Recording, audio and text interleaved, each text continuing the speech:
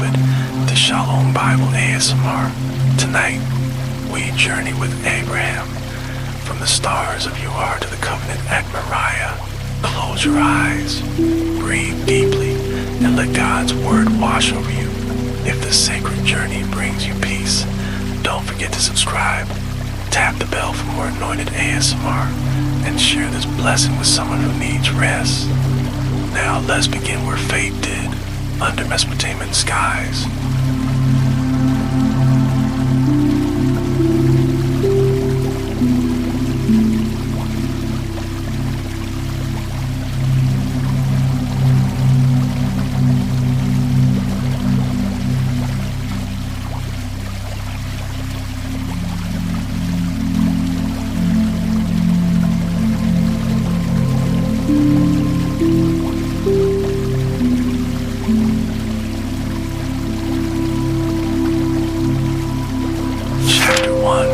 Stargazing in Uar, the fire crackled softly between Abram's sandal feet, its orange tongues licking at the dry Mesopotamian air as spirals of smoke curled upward toward the star-flecked sky. A warm breeze carried the scent of roasted barley from the dying embers, mingling with the distant aroma of cedar bean from Uar's towering ziggurat that loomed beyond the grazing lands. Abram leaned back against his worn-leather water sack, its surface still warm from the day's sun, and let his callous fingers sift through the cool sand beside him, each grain slipping away like the hours of his uneventful youth. High above, the stars burned with impossible clarity. Not the tame pinprick city dwellers knew, but a raging river light stretching from horizon to horizon, so dense in places it clustered like spilled seed across a merchant's dark cloak. The Pleiades shimmered directly overhead, their seven sisters dancing in a celestial circle, while to the east, the red eye of Aldebaran watched with steady patience. Somewhere beyond the low stone wall marking the grazing boundary, a ewe bleated for a lamb, the sound carrying clearly in the still night air before being answered by the deeper tones of the watchful rams. The clay cup beside Abram's knee still held a finger's width of tart pomegranate wine, its rough-hewn surface glinting where firelight caught the mineral flecks in the pottery. He breathed deeply, filling his lungs with the night, the dry sweetness of tamarisk blossoms, the musky undertones of wool from his cloak, the ever-present dust of the Euphrates Valley that coated everything like a second skin. His thumb absently traced a crescent-shaped scar on his left palm, a childhood souvenir from an overzealous sacrifice at Nana's temple, while overhead a meteor streaked through the constellation the shepherd, its brief fiery arc gone before he could lift his wine cup and salute. The sheepfold's wooden gate creaked on its hinges 300 cubits away, the sound carrying through air so still he could hear the rustle of night birds shifting in the date palms near the irrigation ditch. Some nights, when the moon hit her face, Abram imagined he could hear the stars themselves singing, not the metallic ringing the astrologers described, but low humming that sounded tightly drawn bowstring makes before the arrow flies. The wine's earthy aftertaste lingered on his tongue as he counted the visible stars in the square of Pegasus for the 43rd time that night, reaching the same impossible number as always before his thoughts wandered again. A sand lizard scurried near his foot, its tiny claws scritching against parched earth as it pursued some unseen insect. In that moment, Abram felt the peculiar sensation of being both utterly insignificant beneath the cosmos, and yet strangely seen by whatever power had set those stars in their courses. The fire popped suddenly, sending up a spray of golden sparks that swirled briefly in the thermal currents before winking out one by one like dying prayers. While from the direction of the city came the faintest echo of a drunkard's laughter and the subsequent shushing of his companions. Abram's eyelids grew heavy as he watched the slow progression of the heavenly bodies across the sky, their movements unpredictable as the sunrise. Yet tonight they seemed to pulse with some hidden meaning just beyond his understanding. The wool of his cloak prickled against his neck, where sweat had dampened the fibers during the day's work, and he absently scratched at the spot before settling deeper into the sand that had molded itself to his body's contours. Somewhere beyond the grazing lands, a jackal yipped twice and was answered by its mate, their cries weaving to the night like the threads a half-remembered lullaby his mother might have sung when the fevers came. The wine's warm spread to his chest as the last embers faded to ash, leaving only the stars to illuminate the strong curve of his nose and the dust clinging to his close-cropped beard. For a moment, just a moment, the constellation the ram seemed to glow brighter than its companions, and Abram's breath caught in his chest as if he suddenly remembered some vital task left undone. But then the night wind stirred, carrying away the illusion along with the last traces of smoke from his abandoned fire. The sand beneath him had cooled now, its fleeting daytime warmth surrendered to the vast desert night, and as Abram's eyes finally closed, the stars kept their watch over Uar, over the sleeping sheep, over man who would one day become a father of nations, but tonight was simply a weary shepherd counting celestial sheep until sleep claimed him.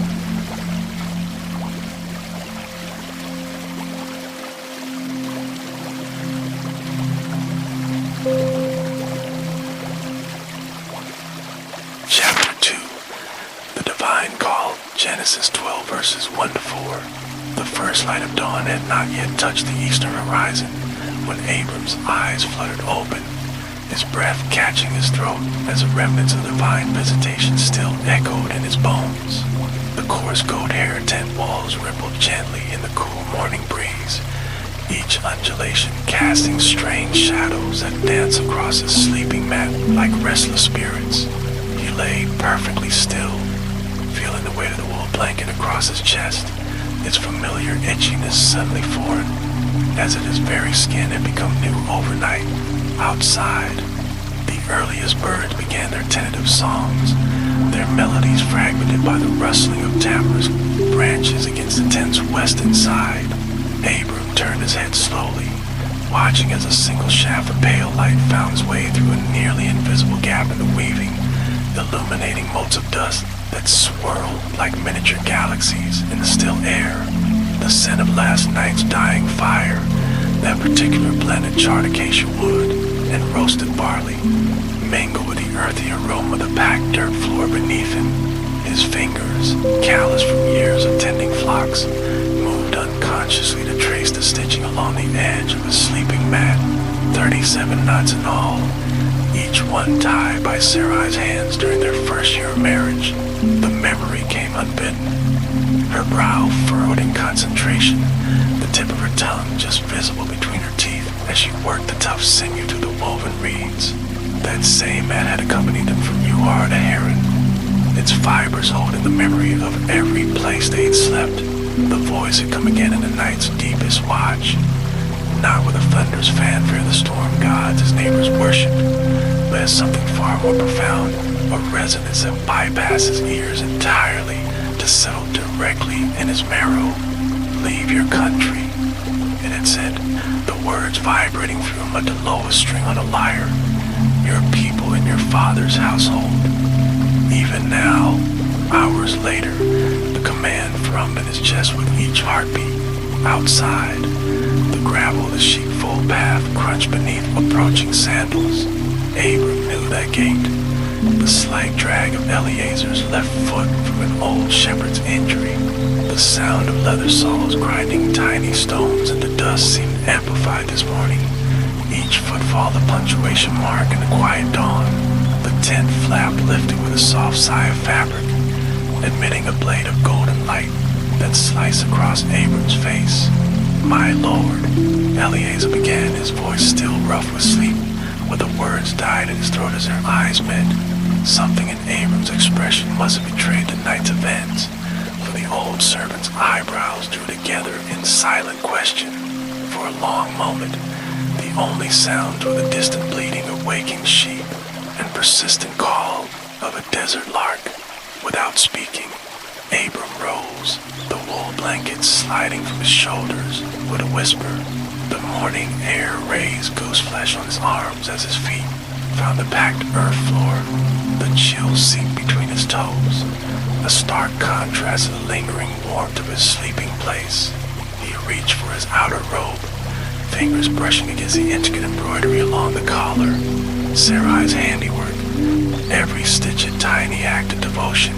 As he stepped into the awakening camp, the familiar sights and sounds struck him with new poignancy. To his left, young Kemuel struggled with the cooking fire, blowing gently on reluctant embers until flames licked at the morning's first batch of bread. The scent of burning olive would mix with the tang of rising dough. Nearby, a milkmaid worked her way down the line of goats, her skilled hands drawing streams of frothy milk into a clay pail with rhythmic squirts. Sarai stood by the largest cooking stone, her strong arms kneading a mound of dough with practiced motions. The morning light caught the silver strands in her dark hair, transforming them into filaments of pure light. She looked up as he approached, and even after all these years, the sight of her smile caused his breath to catch. Without a word, she broke off a piece of warm bread and pressed it into his hands.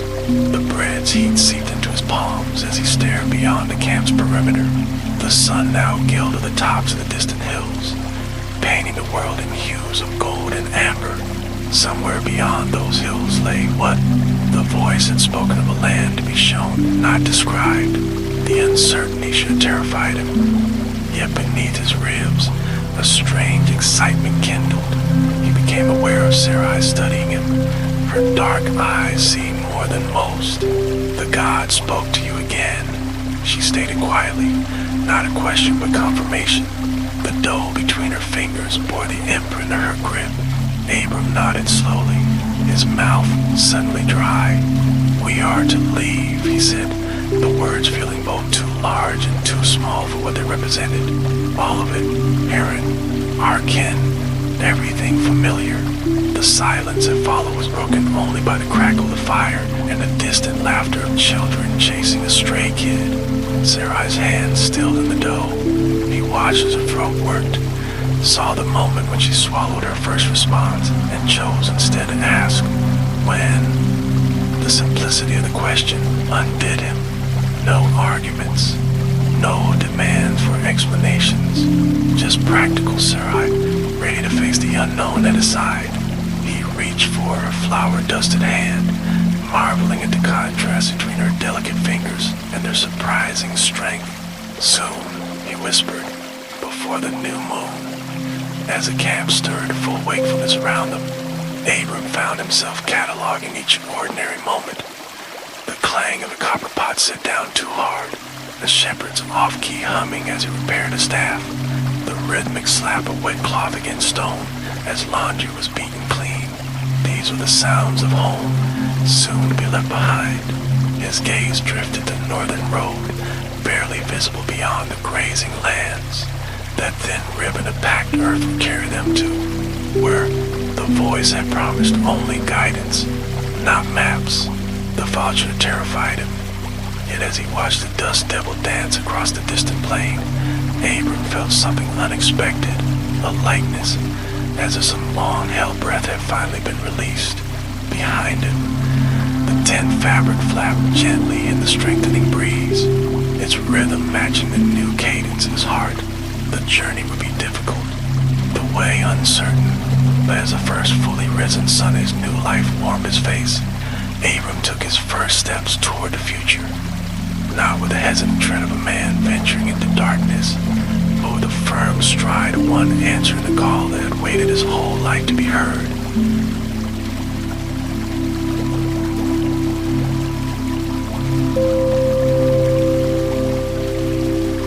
Chapter 3. Whispers of the Desert. The sun had reached its zenith when Abram first noticed a change in the desert's breath. What had been a relentless, scorching wind from the west now carried a different quality, a whisper of moisture and something indefinable that made the hairs on his neck stand erect. He raised a callous hand, signaling the caravan to halt, his fingers trembling not from fatigue, but from the sudden awareness that thrummed through his veins like the after-effects of strong wine. Sarai moved to his side with the quiet grace that had always characterized her movements. Even after weeks in the wilderness, her step remained sure, her bearing regal despite the dust that coated her robes and the sun that had darkened her complexion. The wind speaks differently today," she murmured, her voice barely audible above the softness of sand moving across sand. Abram nodded slowly, his eyes scanning the endless dunes that stretched before them. The desert had become their constant companion, at times cruel in its indifference, at others strangely generous with its hidden gifts. Today, it felt watchful, as though the very grains of sand beneath their feet were listening. The camels sensed it too. The lead female, a proud creature with eyes like polished obsidian, lifted her head and sniffed the air, her nostrils flaring wide. A low, guttural sound emanated from her throat, a noise Abram had never heard before. Not quite a groan, not quite a hum, but something in between. The other camels shifted restlessly, their heavy breaths coming in slow, measured cadence that matched the rhythm of the wind. Lot approached in the rear of the caravan, his youthful face drawn tight with unease. "Uncle," he began, wiping sweat from his brow with the back of his hand, "the water skins are nearly empty if we don't find a well soon." His voice trailed off, the unspoken consequences hanging heavy in the air. Abram turned his face into the wind, letting it play across his sun-weathered skin. The sensation was unlike anything he'd experienced before. Not the dry, punishing gust they'd endure for days, but something softer, almost intentional. It carried the faintest hint of moisture, a promise hidden in its currents. "Prepare the camp," Abram said suddenly, his voice firm with newfound conviction. "We stop here tonight." Sarai's sharp intake of breath was the only sign of her surprise. Here, in the open, with no shelter. Abram met her gaze, seeing the questions in her dark eyes. "The wind has changed," he said simply. "We must listen." As the sun began its slow descent, painting the dunes in hues of gold and crimson, the camp took shape. The tents went up with practiced efficiency, their goat hair fabric billowing gently in the shifting breeze. The servants moved quietly, their usual chatter subdued by the strange quality of the evening air. Even the animals seemed affected. The sheep huddled closer together than usual, their normally restless movements stilled. Abram stood apart from the others, his bare feet sinking slightly into sand that still retained the day's heat. Closing his eyes, he focused on the sensations around him. The whisper of fabric against fabric as Sarai moved about the camp, the distant bleat of a lamb separated from its mother, the ever-present sigh of the wind, and beneath it all, something else, a vibration so subtle he might have imagined it, a resonance that seemed to originate not from without but from within. Breathe. The word formed in his mind with such clarity that Abram's eyes flew open. Around him, nothing had changed. The camp continued its evening routines, unaware, yet the command had been unmistakable.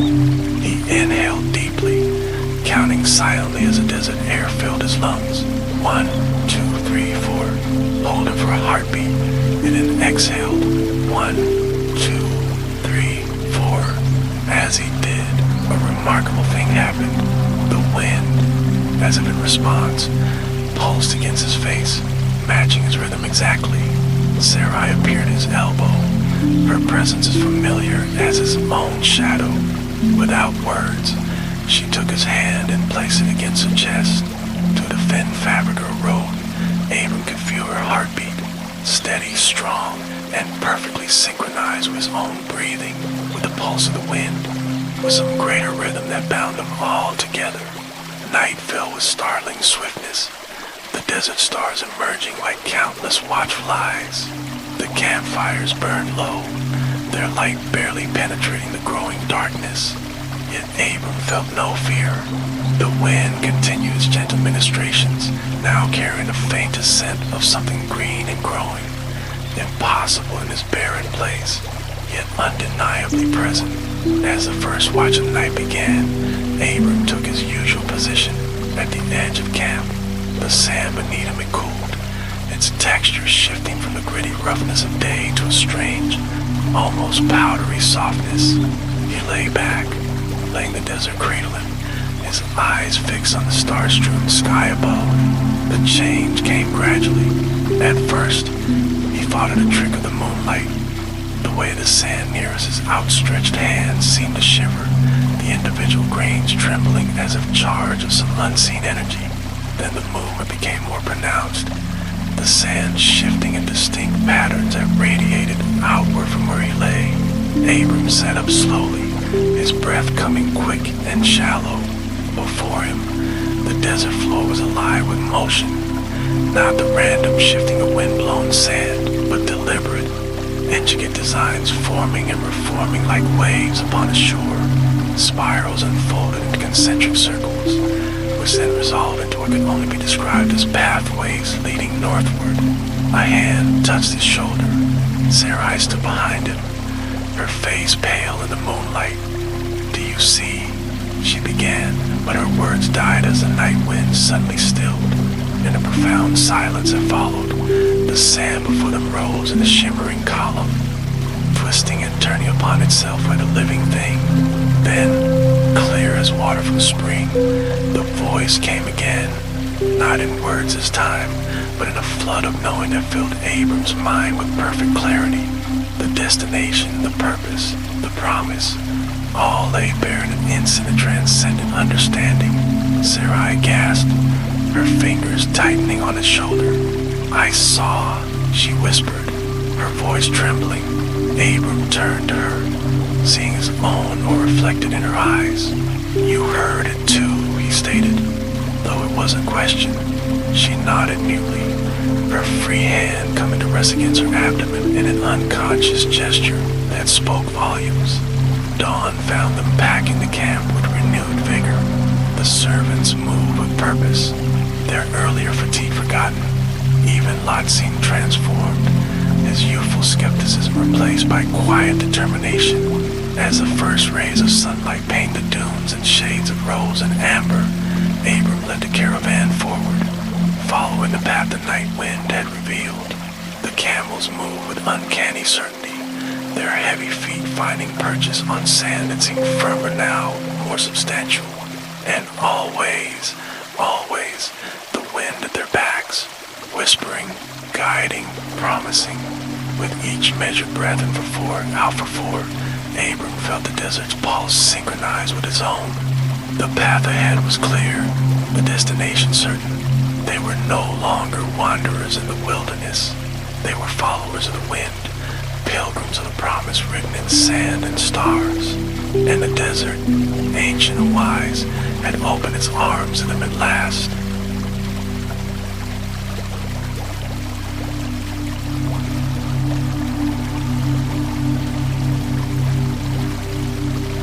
Chapter 4. Sarah's tent, Genesis 18 verses 1 to 8.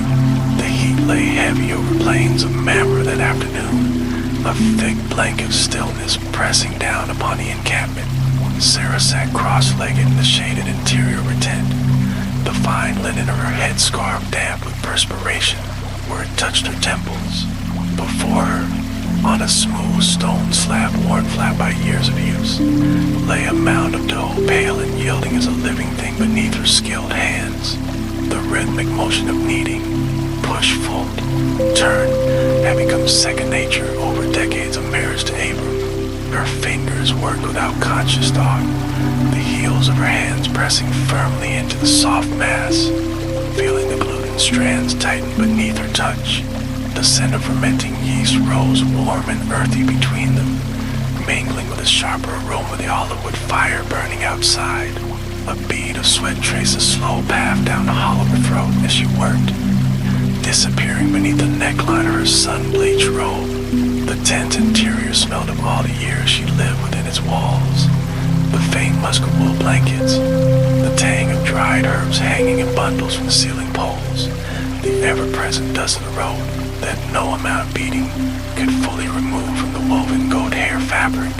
Outside, the camp drowsed in the afternoon low. The distant bleating of sheep came muffled to the tent walls, punctuated occasionally by the deeper voices of herdsmen calling to one another across the fields. Somewhere nearby, A grinding stone turned with slow, regular scrapes as when the servant girls prepared grain for the evening meal. Sarah's hands stilled suddenly, fingers buried deep in the dough. A change in the air, not the expected evening breeze from the west, but something else, a presence. The fine hairs on her arms rose as if before a storm. Abram's voice, sharp as something like recognition, carried from the entrance to the camp. Sarah peered to the tent's open flap, her eyes narrowing against the glare. 3 figures stood at the edge of their encampment, their forms shimmering slightly in the heat haze. Strangers, yet not. There was an odd quality to their stillness, a way the dust didn't quite settle at their feet. Her husband was already moving toward them with uncharacteristic haste, his back straight with sudden energy despite the day's heat. Sarah watched as he bowed low, his greeting carrying clearly on the still air. "Please, my lords," Abram said, his voice ruffled emotion Sarah couldn't name. "Do not pass by your servant. Let water be brought to wash your feet and rest under this tree." Sarah's hands returned to the dough automatically, but her attention remained fixed on the scene outside. The tallest of the visitors inclined his head in acceptance, his features obscured by the shadow of what might have been a traveling cloak. Though when Sarah blinked, she couldn't be certain the man wore any cloak at all. The dough required salt. Sarah reached for the small alabaster jar kept always at her side, her fingers trembling slightly as she measured out a pinch between thumb and forefinger. The coarse grain scattered across the dough's surface like tiny crystals, disappearing as she folded them in with practiced motions. Abram's voice rose again, calling for water, for bread, for meat to be prepared. Sarah's spine straightened at the urgency in his tone. Visitors were common enough on the trade route, but never had she seen her husband react thus. She wiped her hands on the cloth at her waist, leaving pale streaks of flour across the dark fabric. The water jug stood cool and heavy in its accustomed place, the red clay darkened by years of use. Sarah lifted it carefully, feeling the water shift inside as she poured measure into shallow basin kept for washing. The sound of water meeting clay, a hollow liquid note, seemed unnaturally loud in the charged air. Outside, the visitors had moved to the shade of the great terebinth tree that marked the center of their encampment. Sarah watched through the tent flap as Abram hurried to prepare a place for them, his movements uncharacteristically clumsy in his haste. The dough would need time to rest. Sarah covered with a clean linen cloth, tucking the edges beneath the stone slab with quick, efficient motions. Her mind raced even as her hands worked automatically. 3 strangers, 3 portions to prepare. She reached for the finest flour, reserved for special occasions, and began measuring with quick, precise movements. The wooden scoop scraped against the storage jar sides, the sound sharp in the quiet tent. Outside, she could hear the sudden commotion as Abram directed servants to slaughter a calf. Sarah's hands stilled again. A calf for unknown travelers. Her brow furrowed as she poured water into new flour, the mixture hissing softly as the liquid met the dry grains. The dough came together quickly beneath her fingers, smoother than the first batch, finer, bread fit for honored guests. The clay oven outside would need stoking. Sarah moved to the tent entrance, pausing just inside the threshold.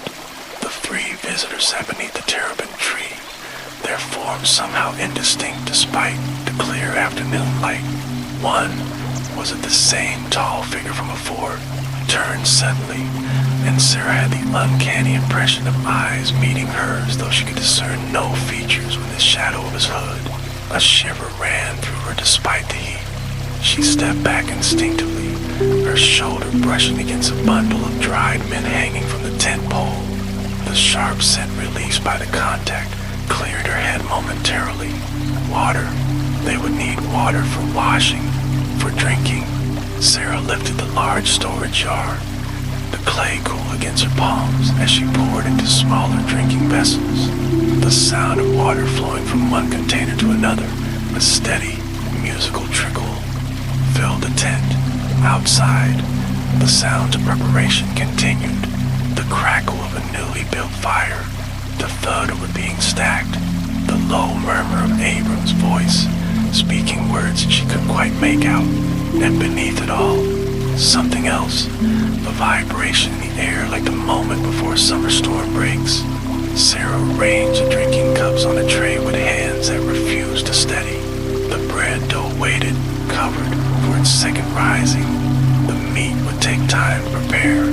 For now, water and bread would have to suffice. She took a deep breath, smoothed her robes, and stepped out into the blinding afternoon light to meet their mysterious guests. The tray in her hand felt suddenly like an offering, the water in the cups catching the sunlight like liquid gold. As she approached the terebinth tree, the tallest figure turned fully toward her, and Sarah's steps faltered. The air around the visitor seemed to shimmer like heat rising from desert rocks, and for a single heart-stopping moment, she thought she saw wings, vast and impossible, folded behind her shoulders. Then the vision passed, and there were only 3 travelers seated beneath the tree, their faces kind and weathered like any other desert wanderers. The one in the center smiled as she approached, and when he spoke, his voice resonated in her bones rather than her ears. "Where is Sarah, your wife?" The question hung in the air between them, innocent yet weighted with meaning. Sarah froze, the tray trembling slightly in her hands. How did this stranger know her name?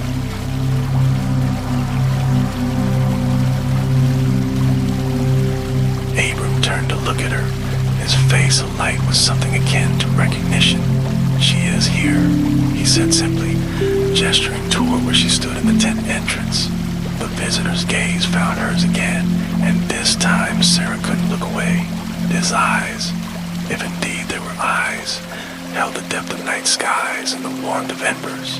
When he spoke next, the words settled over her like a mantle. "I will surely return to you about this time next year, and Sarah, your wife, will have a son." The tray nearly slipped from Sarah's fingers. A son at her age. The laughter bubbled up before she could stop it. Not mocking, but the desperate, aching laugh of a woman who had longed for a child until wanting had become part of her bones. The visitor's smile didn't waver. If anything, it deepened, carrying in all the mysteries of stars and promises.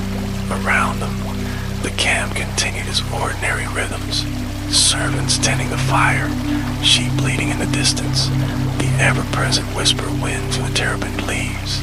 Yet Sarah knew with sudden certainty that nothing would ever be ordinary again. The dough rising in her tent, the water cooling in the clay cups, the promise hanging heavy in the afternoon air, all were part of something greater, a story that had only just begun to unfold. She tightened her grip on the tray and stepped forward to serve her guests, her heart pounding a strange, hopeful rhythm against her ribs. The bread could wait, the water could wait. For now, there was only this moment, this impossible promise, and the 3 mysterious visitors who had brought it.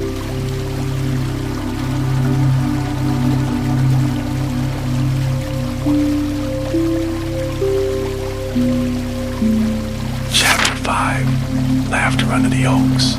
The sun had long since disappeared behind the hills of Hebron when Sarah found herself drawn to a great oak tree at the edge of their encampment. Its massive branches spread wide like the arms of an ancient priest bestowing blessings, the leaves whispering secrets to one another in the twilight breeze. She settled slowly at its base, her back finding familiar grooves in the bark that cradled her through countless evenings of contemplation. The rough texture scraped gently against a linen robe as she leaned back, releasing the day's tensions from her shoulders one vertebra at a time. A chorus of evening sounds enveloped her, the last chirping crickets reluctant to surrender their song tonight, the distant tinkling of copper bells around the necks of grazing goats, the occasional bleat of a lamb separated from its mother. The air carried layered scents, wood smoke from dying cooking fires, the rich earthiness of freshly turned soil where the women had planted herbs, and beneath it all, the the subtle muss of acorn beginning to ripen in their prickly casings. Sarah breathed deeply, letting the familiar aromas ground her as her fingers absently plucked at a sprig of wild thyme growing near the tree's roots. She rolled a small leaf between her fingers, releasing their sharp fragrance, a scent that always reminded her of her childhood in Uar before the long journey westward. From the women's quarters floated the sound of laughter, bright, bubbling, unself-conscious. Sarah recognized the voice of young Milka, Lot's youngest daughter, no doubt sharing some girlish secret with her cousins. The sound sent an unexpected pang through Sarah's chest, so sharp she pressed a hand against her sternum. How many years had it been since she had laughed like that? Not the polite, measured laughter matriarch attending to guests, but the unfettered joy of youth that burst forth without thought or restraint. The oak leaves rustled above her, though no wind stirred the air. Sarah looked up through the lattice of branches to where the first stars were beginning to pierce the darkening sky. There, the steady glow of the shepherd's star, the one Abram always pointed to when speaking of promises. As she watched, a shooting star streaked across the heavens, its brief fiery arc gone before she could draw a breath to point out, "Is anything too wonderful for Lord?" The words drifted to the clearing like smoke, seeming to come from everywhere and nowhere at once. Sarah stiffened, her fingers digging into the earth beneath her. It was the same question the visitor had asked months ago when he made that impossible promise. The memory still had power to make her pulse quicken. The way the stranger's eyes had burned with inner fire, how the air around him had shimmered like heat rising from desert rocks. A tawny owl called from deep within the oak's branches, its haunting cry echoing to the gathering darkness. Sarah tilted her head back to search the creature, but saw only shifting shadows among the leaves. The sound came again, closer this time, followed by the soft flutter of wings as the bird moved to a lower branch. She could just make out a silhouette now, the round head, the intense gaze that seemed to look directly into her soul. The laughter from camp came again, this time joined by other voices in harmonious delight. Sarah closed her eyes, letting the sound wash over her. How many nights had she lain in her tent, listening to the joyful sound of others while her own womb remained silent. The old familiar ache rose in her throat, but tonight it felt different, less bitter, more expectant. Her hands, rough from decades of work, came to rest lightly on her abdomen. The skin there had long since lost its youthful firmness, the silver stretch marks telling her own story of hopes deferred. Yet beneath her palms, something fluttered, not the quickening of life, surely not a rage, but perhaps the stirring of faith.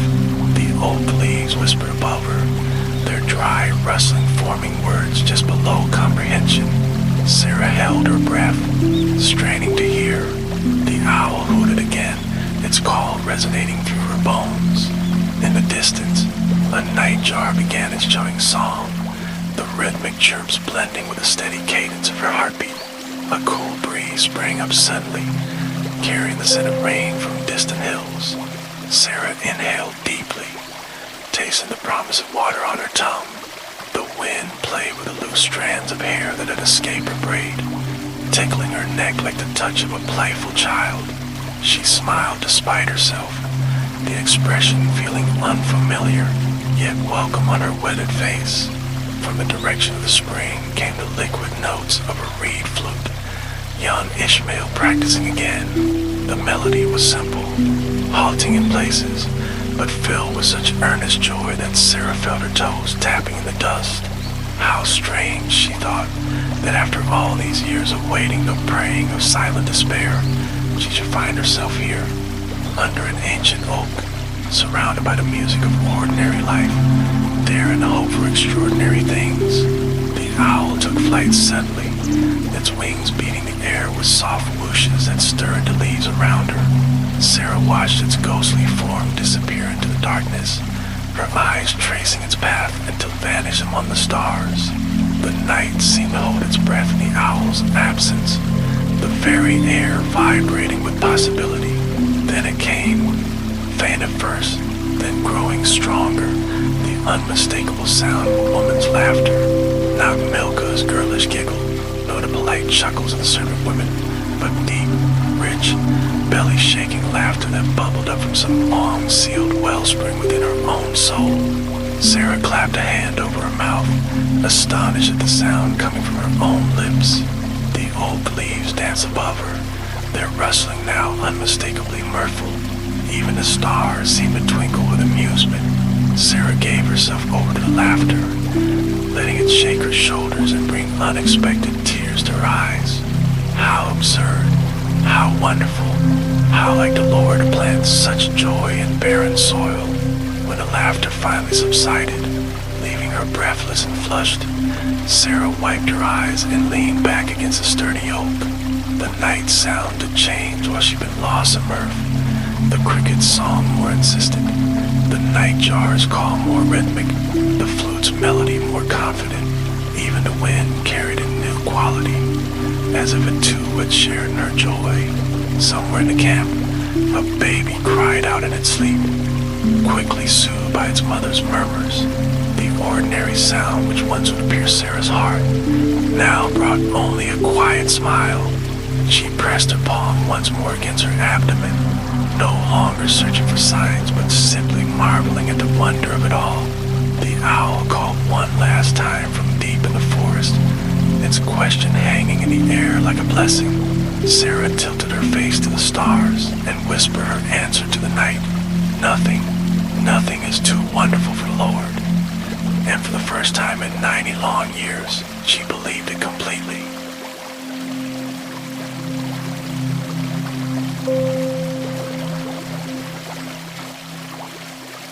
Chapter 6, Covenant Night, Genesis 15 verses 5 to 6. The desert night wrapped around Abram like a heavy cloak, the heat of the day lingering in the earth beneath him as he lay on his back atop a flat outcropping of sandstone. Above him, the heavens stretched endlessly, a vast black canvas splattered with countless points of light that pulsed and shimmered as if alive. The air smelled of cooling stone and the faint smokiness of the torch he had driven into a crack in the rock beside him, its flame flickering in the occasional breeze that whispered across the plateau. Crickets sang in the scrub nearby, their rhythmic chirping blending with the softness of the torch. Somewhere farther off, a desert fox yipped, its cry lonely and sharp in the darkness. Abram exhaled slowly, his chest rising and falling in time with the natural cadence of the night. He had come here alone, leaving Sarai sleeping in her tent, needing the solitude to wrestle with the promises that had been stirring in his heart since the strange visitors had departed weeks before. The voice had been silent since that day, leaving Abram with only the memory of words that seemed to grow more impossible with each passing sunset. A son, an heir, from your own body. He pressed his palms against his closed eyelids until colors burst behind him. At 75 years old, he had long since made peace with his childlessness. The servant in his household had become like family. Eliezer Damascus, his most trusted steward, would inherit all he had. It was a good plan, a sensible one. And yet, Abram dropped his hands and opened his eyes again to the star-strewn sky. The torchlight painted everything in warm, flickering tones. The sandstone beneath him glowing like embers, the edges of his robe appearing to dance with tiny flames. A moth fluttered too close to fire, its wings nearly brushing the heat before it veered away at the last moment. Do not be afraid, Abram. The words came so suddenly that Abram jerked upright, his heart hammering against his ribs. He scanned the darkness, but there was no one. Only the torch's small circle of light and the endless night beyond. The insects had fallen silent, even the wind stilled. I am your shield. Your reward shall be very great. Abram's breath caught. The voice wasn't speaking aloud. It resonated in his bones, in the hollow spaces between his thoughts, as if his very being had become an instrument tuned to its frequency. He swallowed hard, his mouth suddenly dry. "My Lord," he whispered, the words scraping his throat. "What will you give me? I go childless, and the heir of my house is Eliezer Damascus." The admission hung in the air. The truth he had carried for decades lay bare under the watching stars. The response was immediate. The torch spat and crackled, sending up a spiral of smoke that twisted into strange shapes before dissipating. The insects remained silent, as though the entire desert was holding its breath. Then, "This man shall not be your heir. No one but your very own son shall be your heir." Abram's hands trembled where they rested on his knees. He wanted to protest, to list all the reasons this was impossible. Sarai's barrenness, his own advanced age, the cruel arithmetic of biology. But before he could form the words, the voice continued, softer now, almost gentle. "Look toward heaven and count the stars. If you're able to count them." Abram tilted his head back. The sky seemed to expand above him, the stars multiplying even as he watched. They weren't just above him now. They surrounded him, below and beside and within, until he couldn't tell where his body ended and the cosmos began. The torch's flame burned brighter, its light stretching upward like a ladder to heaven, illuminating motes of dust that swirled like miniature galaxies. "So shall your descendants be."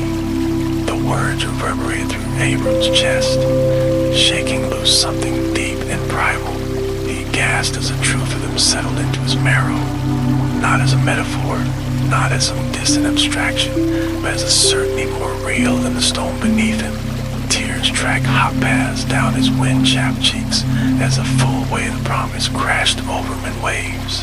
A shooting star streaked across the sky, its brilliant tail fading slowly as the insects resumed their nighttime chorus. The torch flame steadied, returning to its normal size, though Abram could have sworn its light now carried a golden quality it hadn't possessed before. And Abram believed, not the cautious belief of a man weighing evidence, nor the desperate belief of one clinging to hope, but the absolute, unshakable certainty of man who had encountered something beyond human understanding. The stars above blurred as fresh tears welled, their light refracting into countless points of brilliance, each one a life, a story, a generation yet unborn. Sarai's face flashed in his mind, her sharp wit, her steadfastness. The way her nose crinkled when she laughed. Could it be true? After all these years, the child with her old age, the impossible made flesh. A warm wind stirred the hair at his temples, carried with the faintest in a myrrh and something else. Something Abram could only describe as the sin of the future. The torch flame dipped and swayed, casting elongated shadows that danced across the sandstone like the ghosts of descendants yet to come. Somewhere in the distance, a night bird called, a single, pure note that hung the air like a blessing. Abram lay back against the stone, his body thrumming with the aftermath of revelation. The stars continued their silent vigil, their light now feeling like a personal promise, a covenant written in fire across the vault of heaven.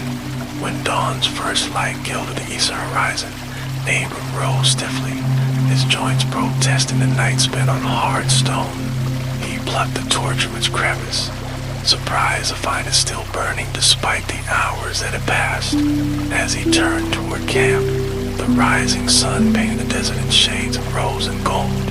The new day dawned on a world that looked exactly the same, and yet would never be the same again.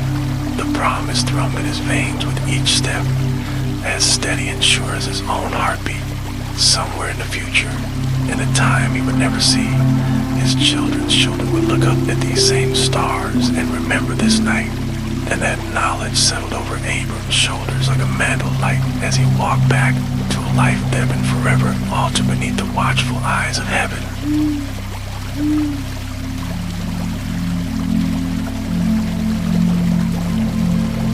Chapter 7. The Binding of Isaac, Genesis 22. The third morning dawned colder than the others, with a brittle quality to the air that made Abraham's old bones ache as he knelt by the smoldering embers of their campfire. The journey from Beersheba had been a slow torture. 3 days of watching Isaac's carefree expressions. 3 nights listening to his son's steady breathing while his own throat constricted around unspeakable words. Now, as pale fingers of light stretched across the eastern hills, Abraham's hands trembled not from a chill, but from the weight of the knife hidden beneath his cloak. Isaac stirred in his bedroll, the woolen blankets rustling like distant thunder.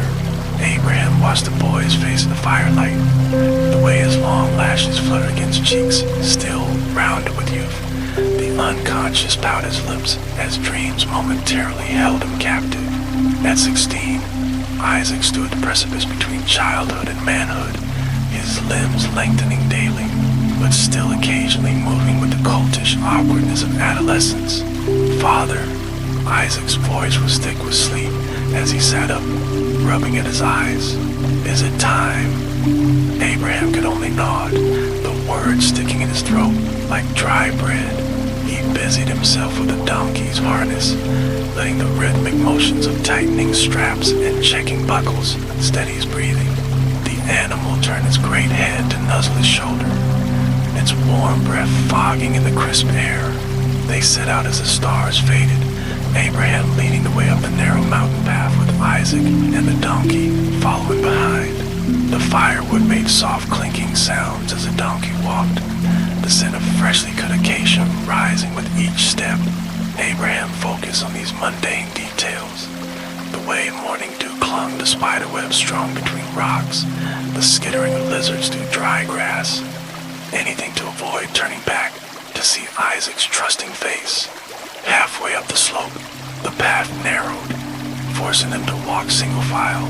Isaac moved ahead now, his sandals kicking up small puffs of dust that hung golden in the angled morning light. Abraham watched his son's shoulders move beneath his tunic, the play of muscles developed from years of shepherding, and felt his vision blur with unshed tears. "The mountain is steeper than I imagined."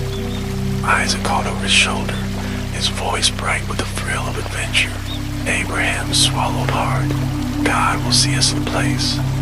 At the summit, a flat expanse of bedrock waited, its surface weathered smooth by centuries of wind. Abraham's hands shook as he began building the altar, each stone settling into place with ominous finality. Isaac worked beside him, arranging the wood with careful precision, his brow furrowed in concentration. When the structure stood complete, Isaac turned with a smile that slowly faded as he took in his father's expression. "Father." The knife seemed to burn against Abraham's thigh as he reached for it. The morning sun glinted off the polished bronze blade, casting strange reflections across the rocks. Isaac's eyes widened, his breath coming faster as understanding dawned. Abraham opened his mouth, but no words came. Only a strangled sound that might have been a prayer or a sob. The cords felt rough in his hands as he bound Isaac's wrists, the boy's pulse fluttering wildly beneath his fingers like a trapped bird. "I don't understand," Isaac whispered, but he didn't resist as Abraham lifted him onto the altar. His dark eyes, so like Sarah's, searched his father's face for some explanation, some reprieve. Abraham raised a knife, his arm trembling with the effort. The blade caught the sunlight, sending a shaft of reflected light across Isaac's face, illuminating a single tear tracking down his dust-streaked cheek. At that moment, the world held its breath. The wind died, the insects ceased their chirping, even the clouds seemed to freeze in their passage across the sky. Then a sound, not the voice Abraham expected, but the unmistakable rustle of thick, catching on thorns. A ram, its massive horns tangled in a bramble thicket, struggled just paces away. The animal's labored breathing, the snap of dry branches, the scent of warm wool and crushed greenery, all crashed over Abraham's senses with shocking intensity.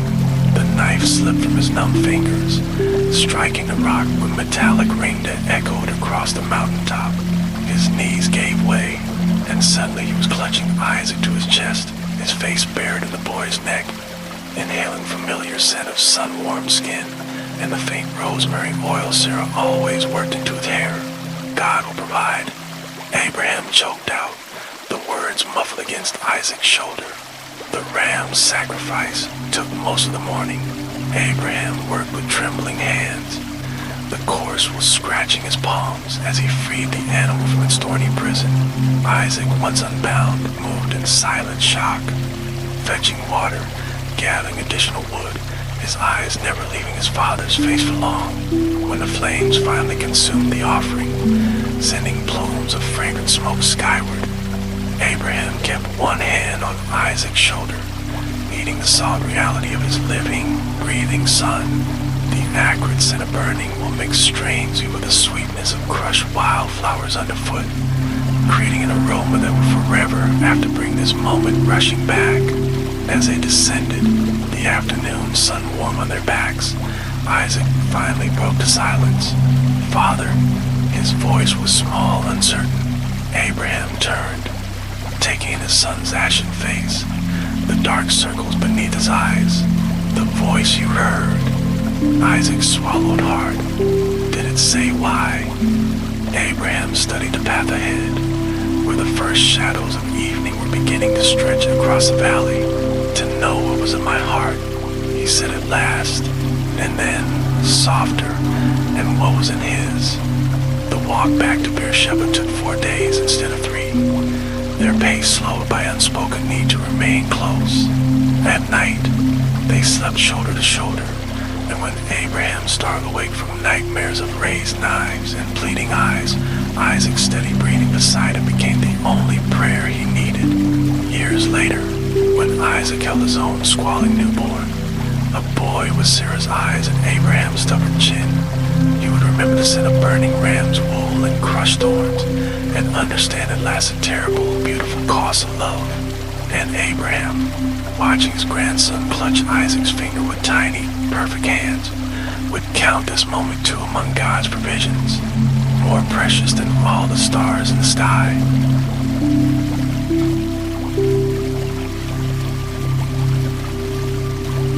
Chapter 8. Angel's Lullaby.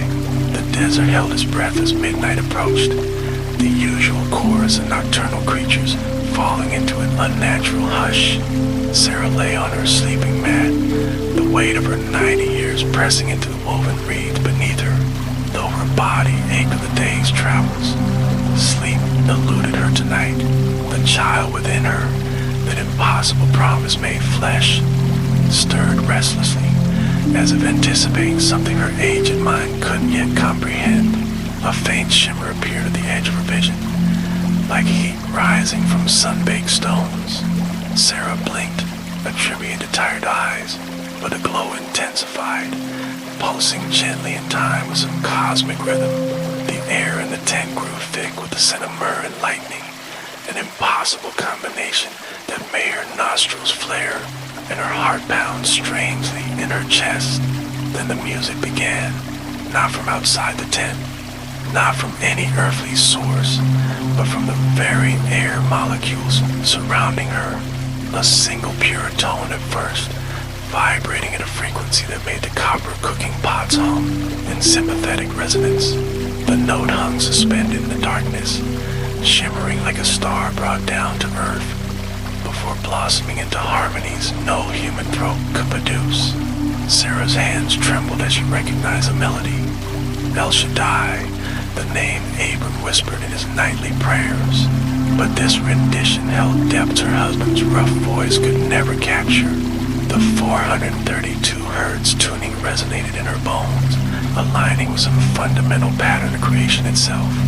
She felt rather than heard the music, the vibrations passing through her body like warm oil, easing the chronic pain in her joints, smoothing the worry lines from her forehead. The tent walls began to glow with ethereal light.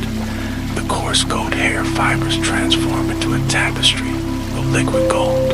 Shadows dance across the ceiling in patterns too perfect, too intricate to be random. Geometric mandalas that pulse in time with a celestial choir. Sarah tried to sit up, but an unseen force gently pressed her back down, not restraining but comforting, like a mother's hand soothing a restless child. The harmony shifted, taking on textures you can almost see. Silvery threads of mercy intertwining with golden cords of promise, all woven together with divine precision.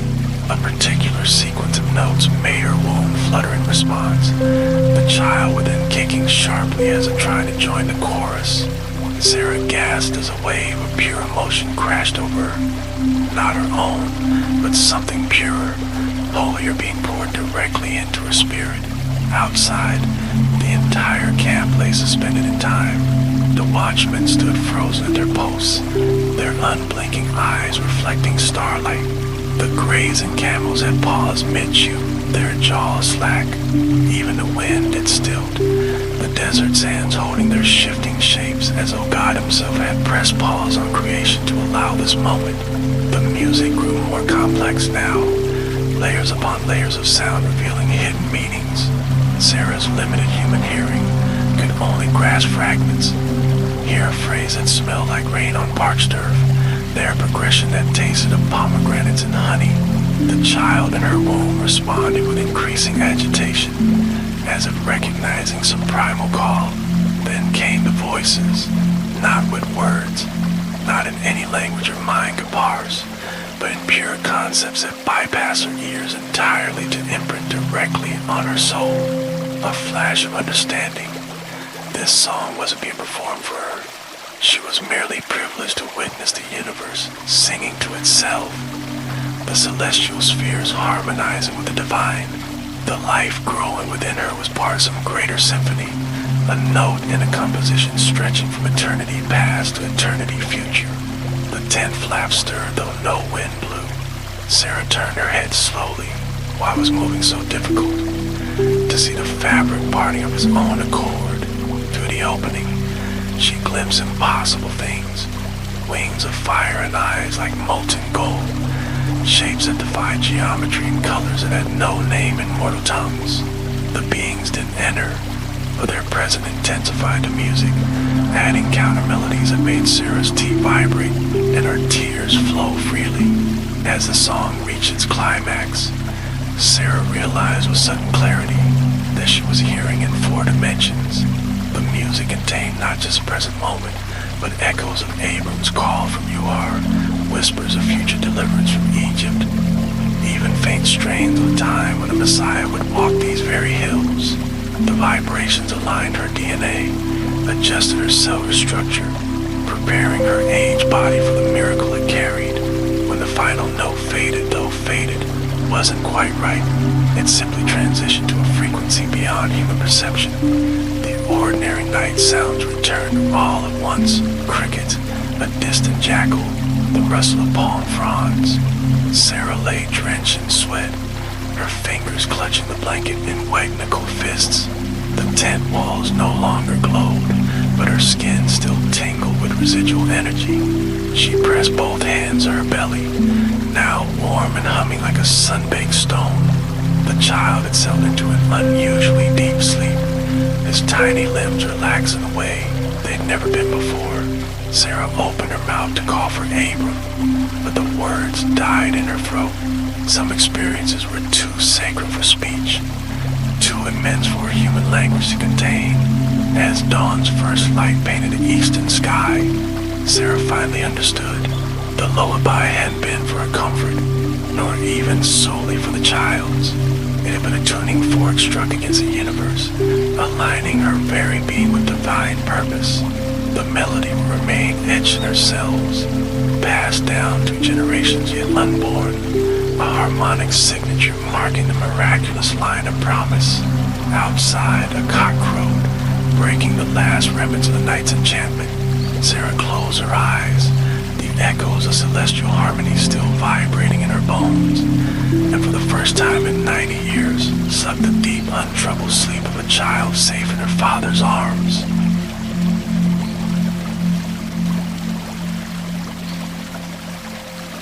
Chapter 9. Well of the Old, Genesis 21, verses 22 to 34. The desert sun hung heavy over plains of Gerar, its merciless gaze bleaching the landscape into shades of pale gold and dusty brown. Abraham knelt at the edge of the newly dug well, his callous fingers tracing the rough stones lining its mouth. The scent of damp earth rose to meet him, a rich, loamy perfume after days of digging through parched soil. Somewhere in the depth below, water droplets fell with slow, musical precision, each one echoing up the shaft like the heartbeat of the earth itself. Abimelech's shadow fell across the well's opening before his voice did. The men say flow sweet. The Philistine king stood with arms crossed, his embroidered tunic dusty from the journey, but still finer than anything Abraham's people owned. Sunlight glinted off the gold band around his wrists, sending fragile reflections dancing across the well stones. Abraham rose slowly, his joints protesting after days of labor. He studied the foreign ruler, the careful neutrality of his expression, the way his hand rested near, but not on his sword hilt. This was a dance they've been engaged in for weeks now. Two powerful men circling each other like desert wolves, testing boundaries without drawing blood. The Lord has blessed us with good water, Abraham agreed, brushing dirt from his tunic. The words tasted strange on his tongue. After years of wandering, the concept of permanence felt foreign, dangerous almost. Yet here they were, digging wells, making treaties, putting down roots in a land that still didn't quite feel like theirs. A servant approached with a clay cup, the vessel's rough surface darkened by moisture. Abraham accepted it with nod, watching as a man lowered the bucket again, the rope creaking against the wooden pulley. The sounds layered upon each other, the squeal of rope fibers, the distant splash, the drip drip drip from somewhere in the well's shadowy depths, creating a symphony of water that seemed to calm the tension humming between the two leaders. Abimelech accepted the proffered cup, his fingers brushing Abraham's briefly. The water trembled slightly in its vessel, catching sunlight and throwing prismatic patterns across the king's weathered face as he drank. When he lowered the cup, a single drop clung to his beard, catching like a jewel in the coarse hair. My people have been restless, Abimelech said at last, his gaze fixed on the horizon where his soldiers waited. They see your flocks multiply, your wells deepen. They whisper that the land groans beneath your weight. Abraham exhaled slowly, studying the play of light on the water's surface. He'd known this moment would come, the delicate balance between hospitality and territory tipping toward confrontation.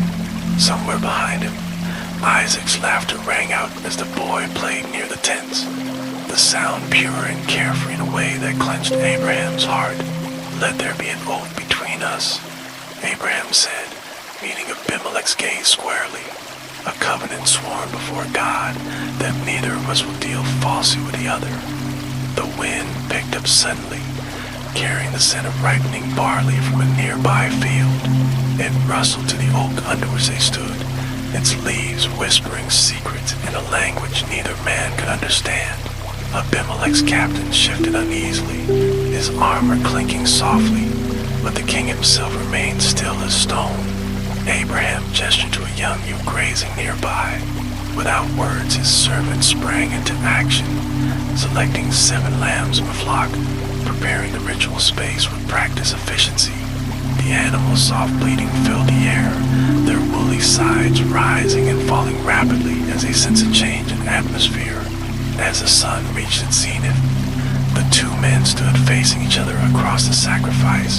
The blood seeped in the thirsty earth, its copper tang mixing with the aroma of burning fat and the ever-present dust.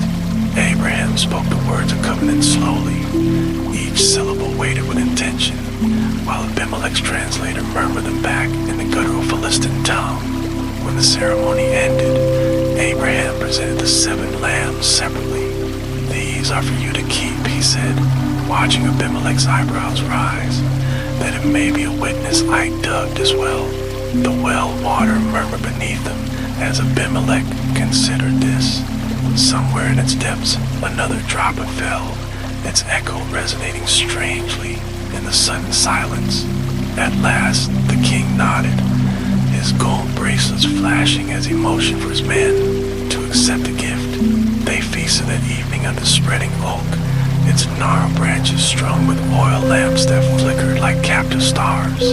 The sounds of celebration filled the camp, the rhythmic clapping of dancers, the high piping of shepherds' flutes, the occasional burst of laughter that rose above the general murmur. Abraham sat apart, watching as Isaac moved shyly among Abimelech's children, their initial wariness giving way to shared smiles over some joke. The well loomed in the gathering darkness, its stone rim glowing faintly in the firelight. Abraham moved toward it, drawn by the same pull that had guided him to so many sacred places over years. The bucket hung suspended over black water, occasional drops falling back to the surface with soft plings that echoed up the shaft. Beersheba. Abraham turned to find Abimelech beside him, the king's face unreadable in the dim light. "You should name it," the Philistine continued. "A well this deep deserves a name." Abraham studied the play of firelight on the water surface far below. "Beersheba," he agreed quietly. "The well of the oath." The word hung between them, weighted with all the promises made and unspoken. Somewhere in the distance, a night bird called, its mournful cry carrying across the plains. Abimelech clapped a hand on Abraham's shoulder, the gesture surprisingly warm, before turning back toward the feast. Alone again, Abraham lowered the bucket, listening to the creak of rope and pulley, the splash as it hit water, the slow drip of moisture from the stones. The sound soothed something restless in his spirit, a tension he hadn't realized he carried until this moment of truce. When he finally drew up the bucket, the water shone black in the moonlight, its surface trembling with reflected stars. Abraham drank deeply, the cool liquid washing away the taste of dust and sacrifice.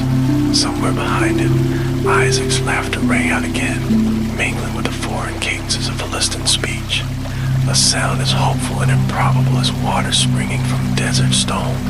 As the night deepened and the fires burned low, Abraham remained by the well, listening to its secret music. The drips came at irregular intervals now, each one a liquid note in a song older than time. Above him, the same stars that had witnessed God's promise all those years ago glittered cold and bright, their silent testimony stretching from horizon to horizon. And for the first time since leaving Haran, Abraham felt not like a wanderer passing through, but a man standing exactly where he was meant to be. The well's dark mouth seemed to whisper back, its echoes blending with the night wind, until Abraham could no longer tell where water's voice ended and God began.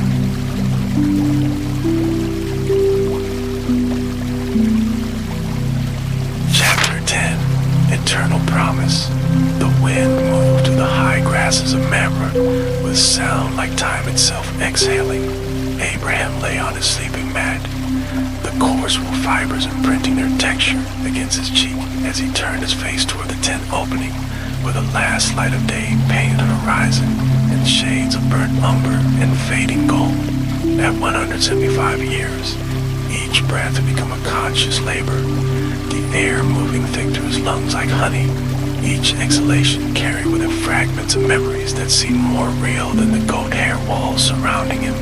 The scent of crushed mint rose from the pillow beneath his head, mingling with the ever-present dust of Canaan that no amount of sweeping could banish from the tent's corners. It blended with older smells, the lingering wood smoke from countless campfires, the faint musk of sheep's wool from the shepherd's cloak hanging nearby, the dry parchments and the scrolls recording his household history. These aromas formed the tapestry of his nomadic life, each one a thread connecting him to moments both sacred and ordinary. Somewhere beyond the tent walls, the shepherd's flute played a wandering melody, its notes rising and falling like the terrain Abraham had spent his life traversing. The musician, likely young Eliezer, his most devoted servant, moved through a familiar tune, one that had accompanied their clan's evening rituals for decades. The sound blended with the evening chorus of crickets and the distant bleating of sheep settling from night, creating a symphony of the everyday that Abraham found himself listening to with new intensity. as if hearing each note for first and last time. Closer still, the steady thump of his own heartbeat filled his ears, a drumbeat marking the passage of seconds, each one carrying him further from the life he'd known and closer to whatever lay beyond. The rhythm seemed to slow even as he listened, each pulse a deep, resonant echo in his chest cavity that reverberated through his aging frame like the solemn tolling of a temple bell.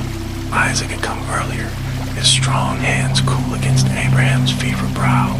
At 50, his son's face had grown careworn, the first silver thread appearing in his dark beard.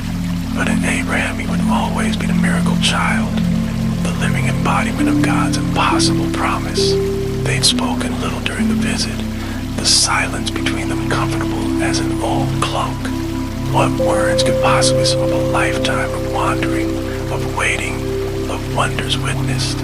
"You look tired, Father," Isaac had murmured, his fingers gently adjusting the woolen blanket over Abraham's shoulders.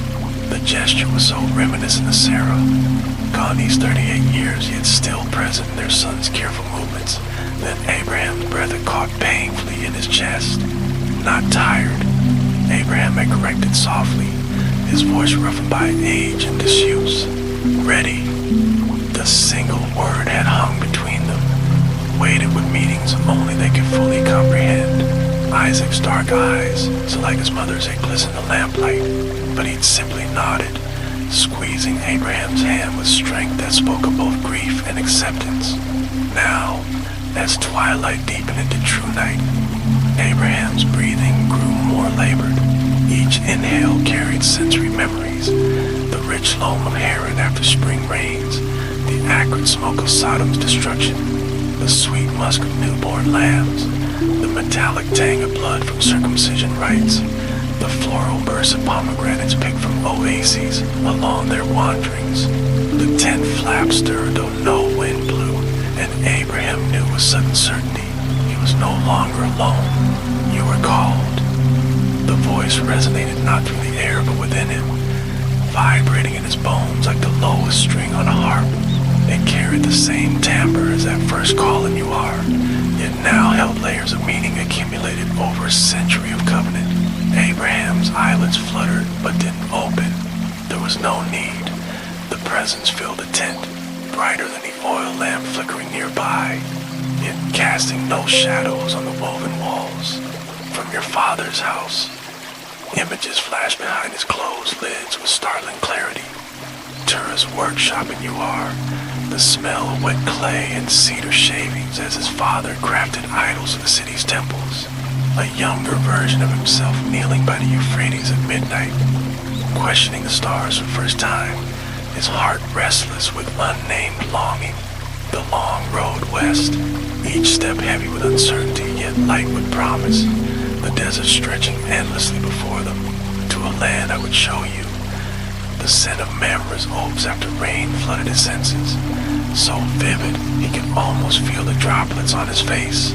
The mineral taste of well water drawn from Beershebah's depths after days of thirst.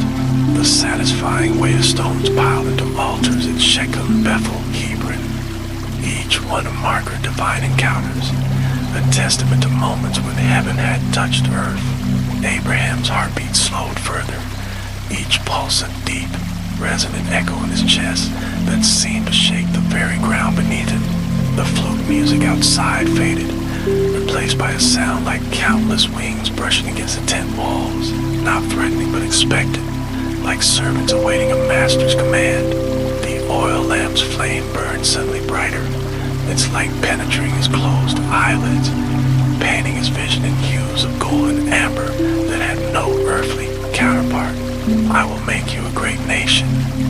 Generations yet unborn flicker at the edges of his awareness. Faces with Sarah's eyes, his own stubborn chin repeated through the centuries. He saw kings crowned and prophets anointed, battles fought and temples raised, a line stretching forward like desert sands, some figures radiant with righteousness, others shadowed by failure, yet all connected by the thread of promise first spoken beneath You are starry skies. "And bless you." The chronic ache in his joints eased, the weight of decades lifted from his shoulders. For a fleeting moment, Abraham stood again beneath the stars, and you are, young and strong, the night air crisp with promise against his bare arms. He felt Sarah's hand in his warm and alive, heard the laughter of their household as they celebrated some long-forgotten feast. The memories came not as shadows, but with full sensory richness, as if all times existed simultaneously in this sacred space between life and whatever came next. And make your name great. Whispers in 1,000 tongues carried his name, Abraham, Ibrahim, father of multitudes, spoken in reverence by voices spanning continents and millennia. The words swirled around him like desert winds, each pronunciation slightly different, yet all recognizably his, all testifying to a legacy far beyond what that young man kneeling by the Euphrates could have imagined, so that you will be a blessing.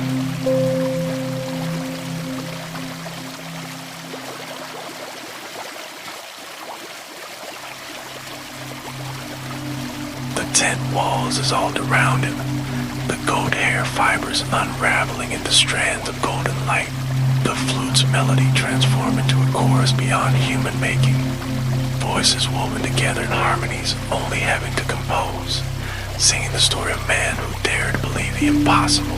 The scent of myrrh and lightning filled the air, the same aroma that had greeted divine visitors at Mamre so many years before.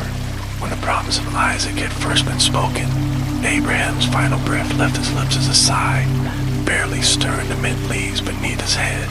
As his heart stilled, the wind outside rose in sudden crescendo, rushing to the oaks of Mamre with a sound like roaring waters before fading into perfect silence. In that stillness, more profound than any Abraham had ever known, he took his first step into fulfillment of all he'd been promised. In the tent, Isaac would find him at dawn, face peaceful in a way it hadn't been in years, hands folded over his chest as if in prayer, the lines of care and hardship smoothed into the expression of a much younger man. The oil lamp would have burned out, its wick blackened with the air strangely sweet, as if someone had scattered frankincense during the night. Servants would whisper dreams they'd had, visions of shining figure leading an aged Abraham up a mountain path that glowed with inner light. And in the years to come, when Jacob dreamed a ladder stretching to heaven, or Moses stood barefoot before burning bushes, when David penned psalms on the Judean stars, or prophets heard a divine voice in temple sanctums, they would recognize in some deep, wordless place the echo of a promise first spoken to an old man in a goat hair tent and fulfilled beyond all mortal imagining. The stars over Mamre burned cold and bright that night, the same stars Abraham had once counted in obedience, now bearing silent witness to the completion of his earthly journey. And if anyone had been listening very closely in that moment between darkness and dawn, they might have heard, beneath the wind's sigh and cricket's song, and the distant stirring of flocks, the softest whisper of, "Well done, good and faithful servant." Then only the wind remained, moving through grasses as it always had and always would, carrying the story forward to generations yet unborn, each blade bending beneath its passage before rising again to greet the dawn.